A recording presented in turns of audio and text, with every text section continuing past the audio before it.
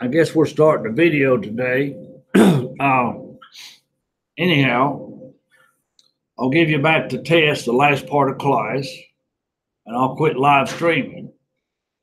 I think about everybody's taking a test. I'll say that further. Anybody who's got a chance of passing the course has probably already taken the test.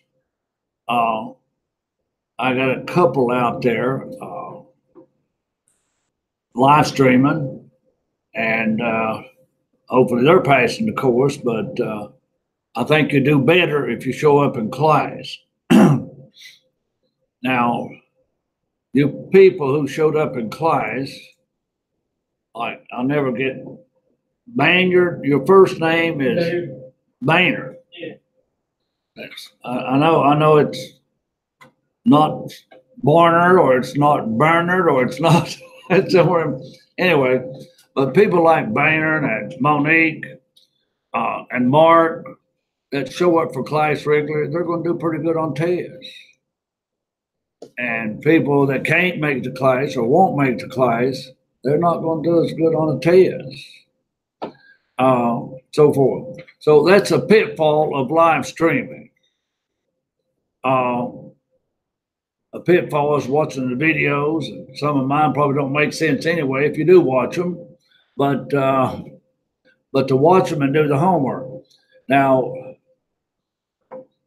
we're in a generation of students, not just mine, but all over campus. They're not real good at doing their homework. And if you put that together, not doing your homework and not coming to class, you're begging to fail. And that's what you'll do, okay? We've got some good students, though. A young, everybody knows Michael? Everybody knows Michael? He will graduate this December with an accounting degree. He's a young, nice Afro-American young man. And I think he's one of the few black students to graduate the K program. Now, Gary, you're in management, marketing, right?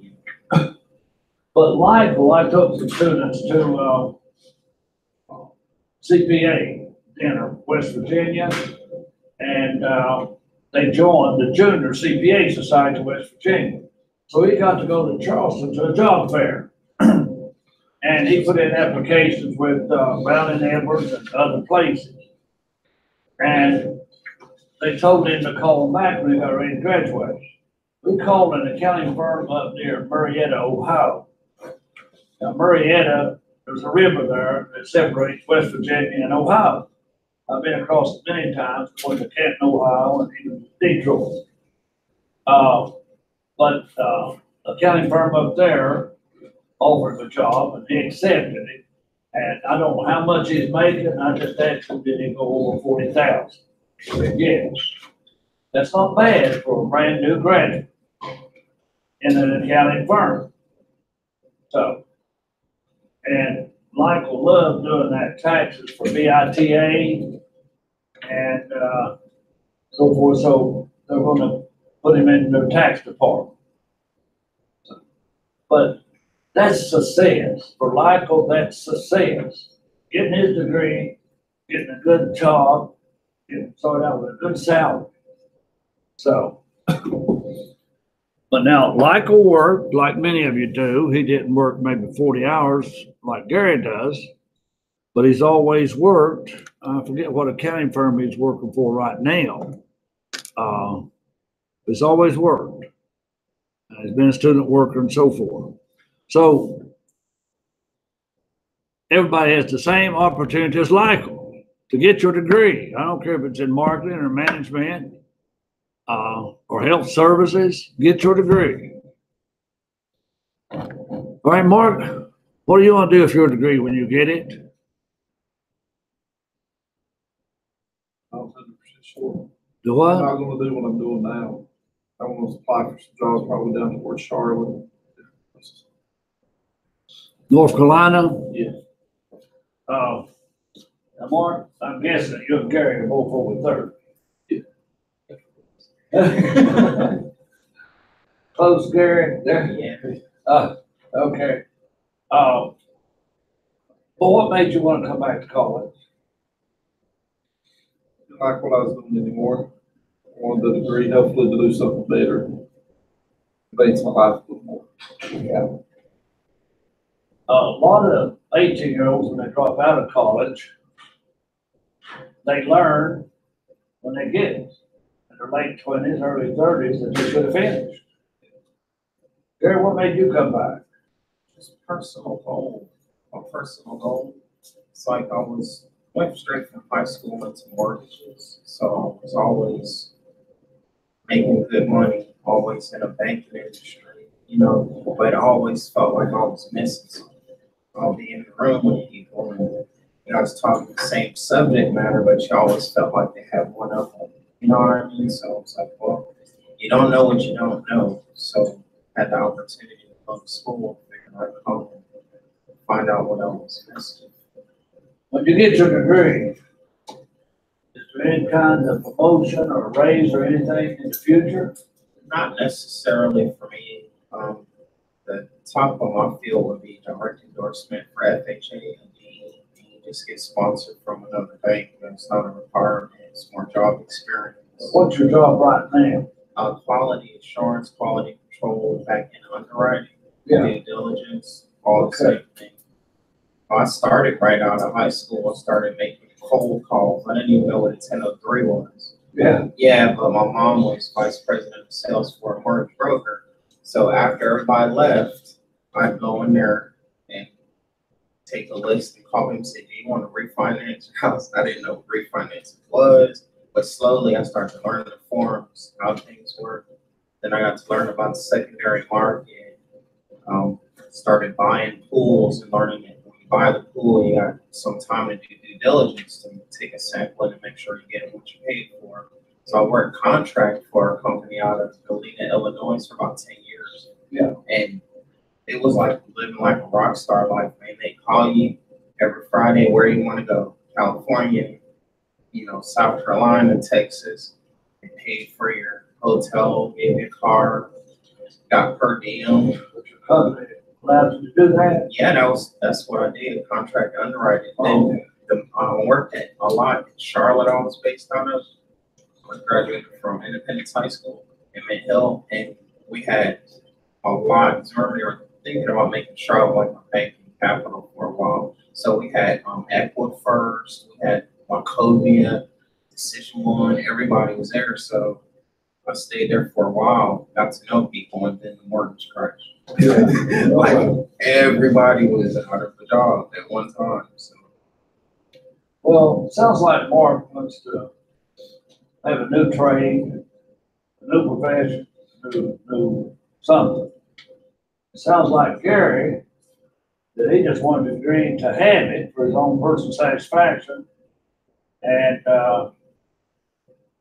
anyway, that'll give him something to brag about at work, or maybe he picked up some knowledge that he feels is equal as some of these other folks in his business. Yeah. Okay? Yeah. That's okay, but for whatever reason, we come back.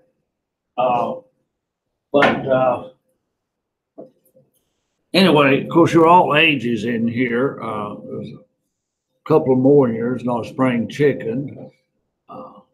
Monique, you're not 18 anymore. Okay?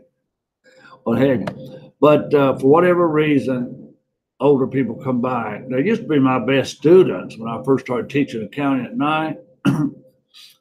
All my students, here I was 22 or 23. I started teaching with a BS degree, and all my students were around 30 or older.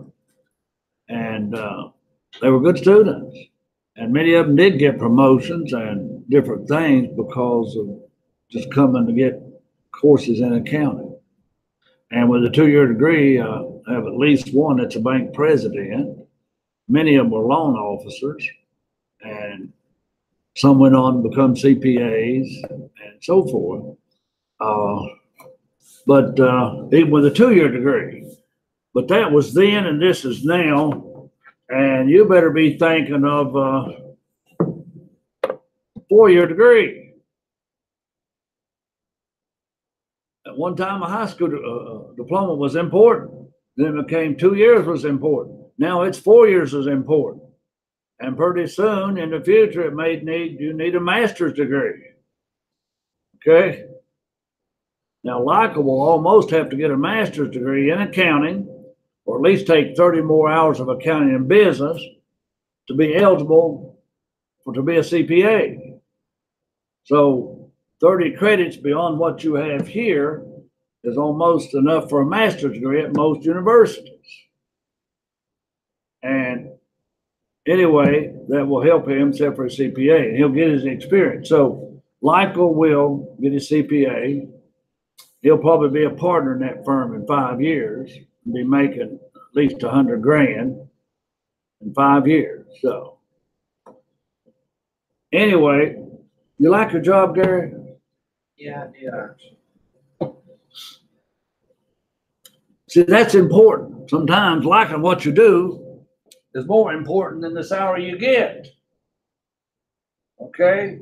So there's a combination out there. Now, you like to make good money. You like to do nice things, so forth.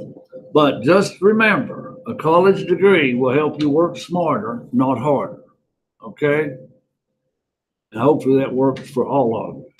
But now some of you are going to have to work smarter and harder in your courses to get a college degree. So I challenge all of you to work harder and smarter to get your degree finished, okay? All right, we're going to look at the chapter on standard cost. I don't know how good the PowerPoint on this is, and I don't know the PowerPoint. I've got it somewhere, but I'll probably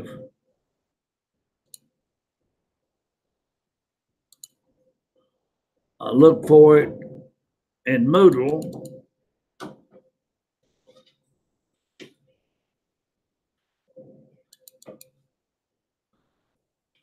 And what chapter is standard costing on? Is that 9 or 10?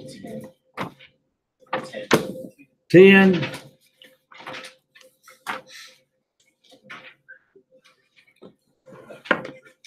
Folks, I'm going to drop a grade out of 4.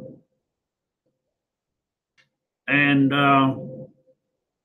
you're going to have one last shot at making a good grade. But on this test I'm giving you back today, some people didn't even attempt the cash budget. We must have worked 6 or 7 cash budgets or had them for homework. Then some didn't attempt a flexible budget. We worked a lot of those flexible budgets. All right. And some did not attempt a variable or absorption cost and income statement. Absorption cost and income statement you had in chapter 4, principles of accounting. All right. And you were good at multiple choice. Most everybody got the 2 multiple choice on the high-low method. Okay. Anyway, what was the other problem? There's 4 problems. The break even. Some of you forgot about break even in that chapter where it was company-wide or individual branches, what have you. So, but there was only 4 problems. And you knew what they were. I was disappointed. Some students didn't even try some of those problems. Okay, so you will have a drop grade, and that'll help some of you.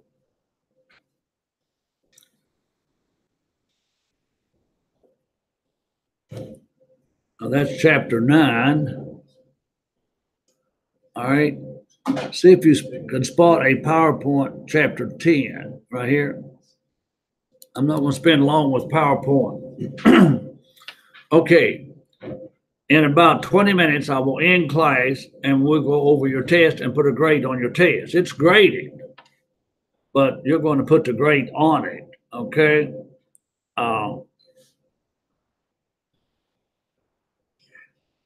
I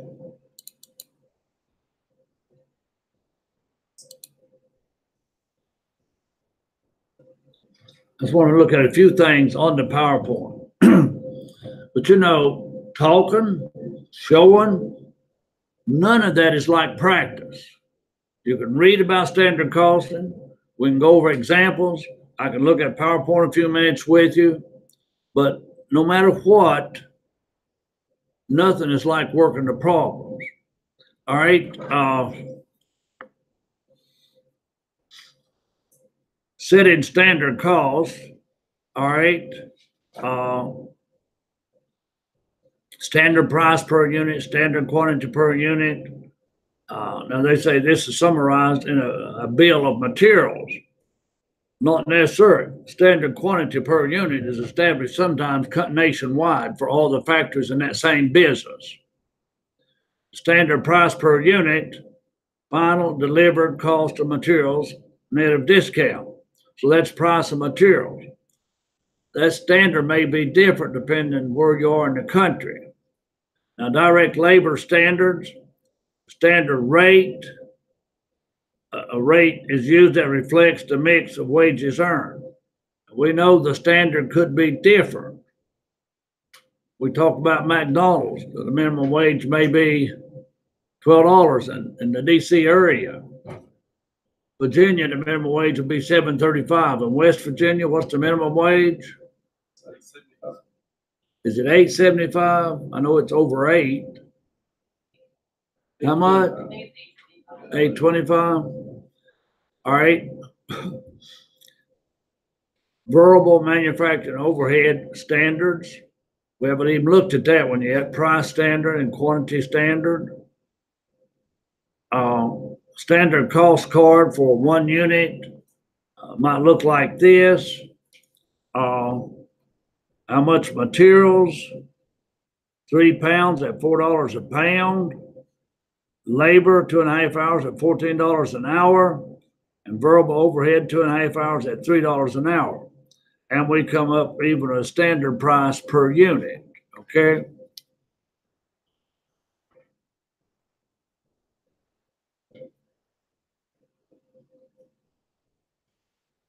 Now we will look at variances for materials and for labor. We look at quality and price, and we look at rate variance. Quantity is materials, hours is labor, rate is labor, and price is material, but it's all the same thing. It's units times a rate.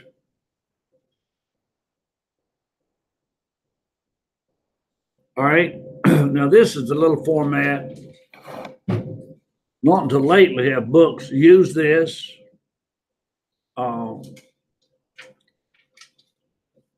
This is standard times standard. And this is actual times actual. Too bad I can't mark on it. And in the middle is actual quantity times standard.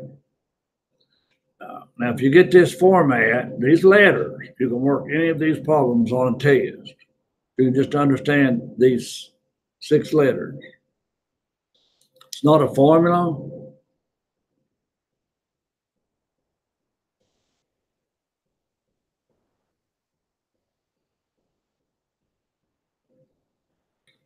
All right, now Glacier Peak Outfitters has the following direct materials. It's going to make a mountain parka, I guess. It's got 1 kilogram, 1/10 of a kilogram of fiber fill per parts at $5 per kilogram. Last month, 210 kilograms of fiber fill were purchased and used to make 2,000 parkas. The material cost a total of $1,029. All right. Now you can always work backwards. If you got $1,029, you can work backwards, divide 210 to get your actual price, or divide 490 into 1,029 to get your actual kilograms used. But now your standard kilograms is 200, and your standard price is 5. Your actual is 210, that's gonna be unfavorable, and your actual is 490, that's gonna be favorable. So you get this overall variance, somebody take the difference between 1,000 and 1,029. That's 29, right? What is 50 minus 21? That's 29. That's your overall variance. So we did not good. We used too many kilograms of that fiber field. We got cheap labor, 490. Okay, but overall, our variance is unfavorable by $29 because we used too many. Now, is that good for a supervisor to know? Yes. Is that good for a manager, for an owner? Yes. Do all manufacturing companies go and look at these variances? No.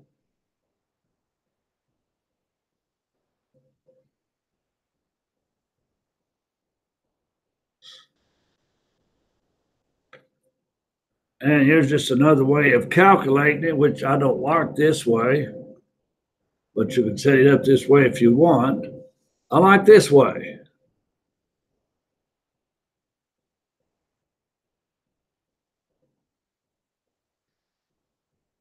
All right, I want to go back here. All right, I want you to jot these 6 letters down.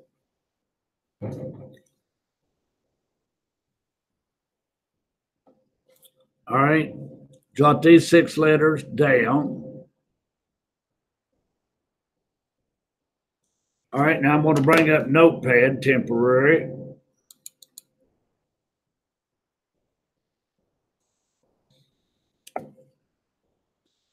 All right, I'm going to give you a standard price. We're talking about materials. It's $5 a unit. Standard units, I'm going to put a little P there and a little U here for price and units. Standard units is 100 per item. We can make a widget or a gadget, whatever you want to do. Now, your actual price per unit ended up being $5.50 for materials. And your actual units, you were able to get by with 90. All right, take those 6 letters, set them up, put these figures in them. Take those 6 letters, format, put these items in there, and give me some variances.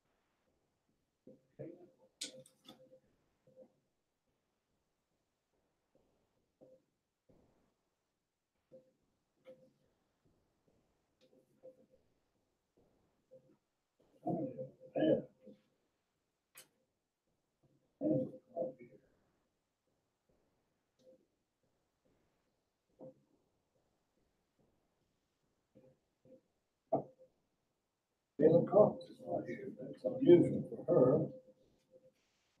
Giorgio, I think he may be cross country.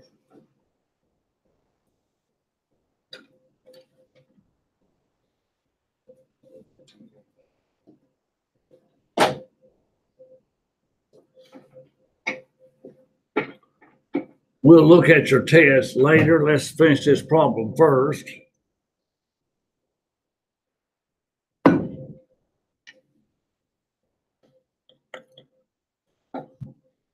Okay, now if we were going to set this up, what letters did I ask you to start out with? Standard? Standard times what? All right, if I put standard times standard, I would get what, 100 times 5 would be $500. Now, if I took actual times actual, that would be 90 times 550. What does that give me? For what? Now, your overall variance would be 5, wouldn't it? And that would be favorable. Is that correct? But you got to calculate the two other variances to give you also the 5. So your answer is going to be 5, no matter how you look at it. All right. But now, what did I put between these? Now, that was 500. That was 495. Now, which one am I leaving out? Actual units and civil price. Actual times Civil price. standard? Yes. All right. Actual units was 100. And your standard price 550, right? No. No, wait a minute. Actual, wait, I got this wrong. Actual was 90 and standard was $5. That would be what, 450. All right. Now your variance here, you see, is going to be 50. Now that's called which variance? Which one is different here? The quantity is different, so it's the quantity variance, right? Okay, now here, the price is different, so it's the price variance, right? And which is, what, 45? Now, the price variance is what, unfavorable?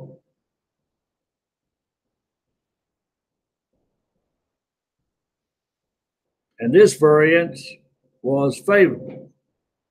The difference is 5 favorable. Okay, now you could have taken 10 units here times $5. What's 10 units times $5? Still 50, right? Here you could have taken, since it's the same units, 50 cents. You could have taken 50 cents times 90. What is 50 cents times 90? It's going to be 45. Now, the same thing goes with labor, okay? The same thing goes with labor, materials, and labor are the same formulas. So, did I give you any assignments from this chapter today? All right, should have got caught up. Well, I'm going to give you some assignments for Tuesday. All right, we got just a few more days to cover 3 chapters. So we need to make pretty fast work out of this one. Tuesday, I'll go over the other variances for overhead.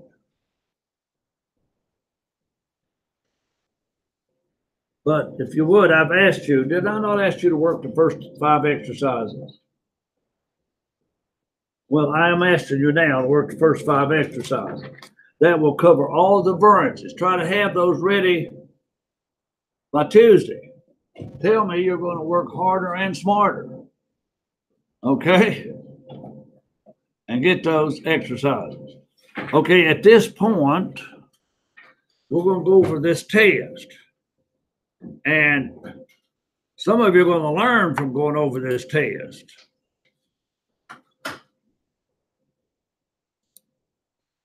But I will quit video in case I use some or part of it or whatever for those who haven't taken